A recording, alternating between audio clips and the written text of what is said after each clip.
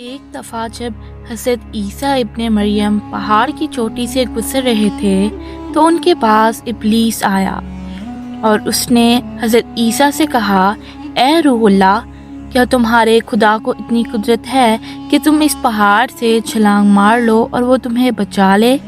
تو حضرت عیسیٰ نے کہا، جی ہاں، میرے اللہ کو اتنی قدرت حاصل ہے کہ وہ مجھے اس پہاڑ سے نیچے گرتے ہوئے بچا لے۔ اور حضرت عیسیٰ نے کہا، جی ہاں، میرے اللہ کو اتنی قدرت ہے۔ تو ابلیس نے کہا، اگر یہ بات حق ہے اور سچ ہے تو آپ اس پہاڑ سے چھلانگ لگا لے، میں دیکھتا ہوں کہ آپ کا رب آپ کو بچاتا ہے کہ نہیں۔ حضرت عیسیٰ نے محسوس کیا کہ یہ شیطان لعین ہے اور وہ حضرت عیسیٰ کے دل میں وسوسہ ڈالنا چاہتا ہے۔ حضرت عیسیٰ نے اس سے کہا، لعین، کیا تو یہ چاہتا ہے کہ میں اپنے رب کی آزمائش کروں اور اس پر شک کروں؟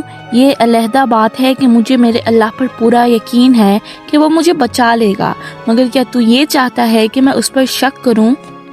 اس بات پر جھوٹ کی کوئی گنجائش نہیں ہے، مگر میں اپنے خدا کی آزمائش نہیں کرتا۔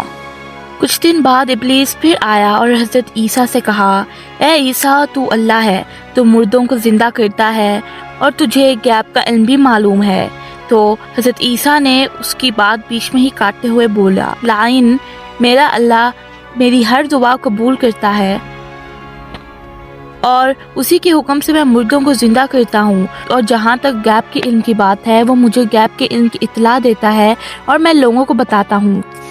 جب ابلیس نے یہ محسوس کیا کہ حضرت عیسیٰ اس کی چال میں پھنسنے والا نہیں ہے تو اس نے بہت زور سے چیخ ماری اور وہاں سے غائب ہو گیا۔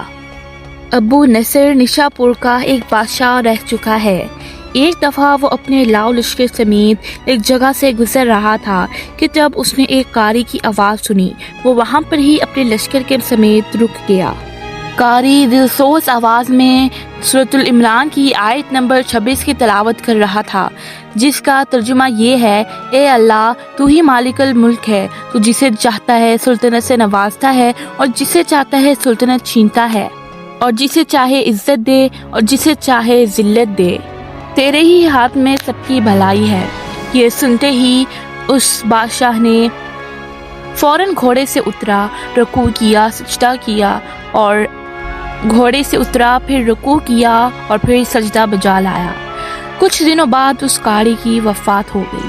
اس کے دوست نے خواب میں دیکھا کہ وہ قاری جنت میں ہے اور اس کا جنت میں گھر ہے۔ تو جب اس کے دوست نے قاری سے پوچھا، تم نے ایسا کیا کیا ہے کہ اللہ نے تمہیں جنت میں اتنا بڑا مقام دیا؟ تو اس نے کہا، میں بھی گناہگار انسان تھا، گناہ کرتا تھا، مگر میں نے ایک بادشاہ کو، ایک سلطان کو اللہ تعالیٰ کی عظمت یاد دلائی، اس لیے اللہ نے میرے پر رحم کیا اور مجھے یہ مقام دیا۔ بے شک اللہ سب سے زیادہ رحم کرنے والا ہے۔